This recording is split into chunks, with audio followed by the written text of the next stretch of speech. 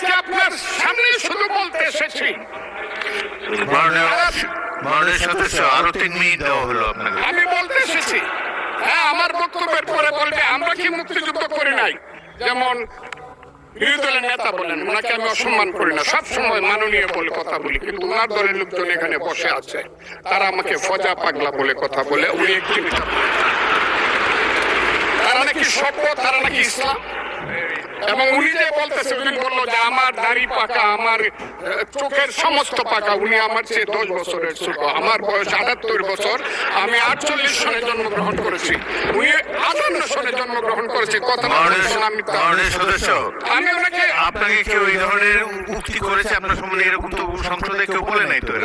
করেছে, আপনি কেন নিয়ে টেনে? করেছে আছে এখানে উপস্থিত। আমি আজকে আপনাকে বলতে চাই,